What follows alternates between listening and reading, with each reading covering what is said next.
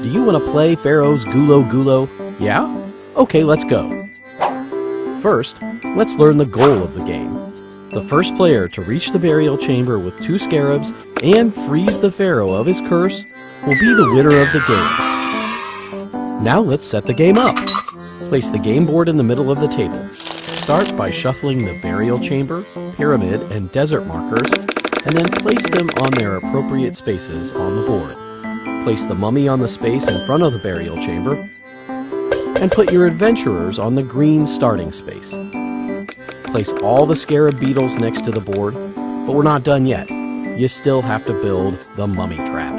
Place the bowl on the blue snake space, pour the boulders into the bowl, then place the Pharaoh's staff upright in the middle of the bowl. Now let's play. Whoever does the best mummy walk starts the game. In the game, each player will take a turn with play moving in a clockwise direction. Each turn in Pharaoh's Gulo consists of 2 phases. First, you explore the tomb, then you can move your adventurer. To explore the tomb, turn over the next face-down marker on the path, or choose one of the colors of markers already turned over. Now you must carefully remove a boulder in the same color from the mummy trap, without allowing the staff to fall out of the bowl. Note, you can only use one hand. If a boulder or the Pharaoh's staff falls out and hits the table, then you will trigger a landslide. In this case, your adventurer will have to go back to the starting space. If you were already inside the pyramid, then you must return your adventurer to the pyramid's entrance. If you're careful, and you have steady hands, and you don't trigger a landslide, then you get to move your adventurer. To move your adventurer, move your piece to the next space in the color of the boulder you successfully removed. It's okay if several adventurers occupy the same color space.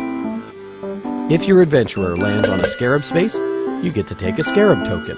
Note, you can only have 4 scarabs.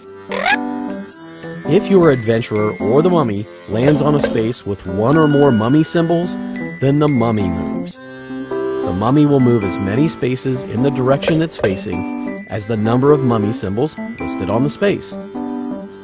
If the mummy reaches the entrance to the burial chamber or the pyramid, then it will turn around immediately and move in the opposite direction. If the mummy ever lands on 1 or more adventurers, then they have to offer a scarab token as a sacrifice. If you don't have any scarab tokens, then you have to go back to the pyramid's entrance. The burial chamber. You're almost there. You must have at least 2 scarab tokens to enter the burial chamber. Then you turn over the first marker and remove a matching color boulder from the mummy trap. If you're successful, then you can immediately turn over a second marker. If you can remove a second boulder from the bowl without triggering a landslide, then you've freed the Pharaoh of his curse, and you win the game. Pharaoh's Gulo includes 2 additional game versions for experts and young adventurers. Just take a look at the game instructions included in the game box. Pharaoh's Gulo is a game for 2 to 6 players, for ages 7 and up, and lasts about 20 minutes. Have fun!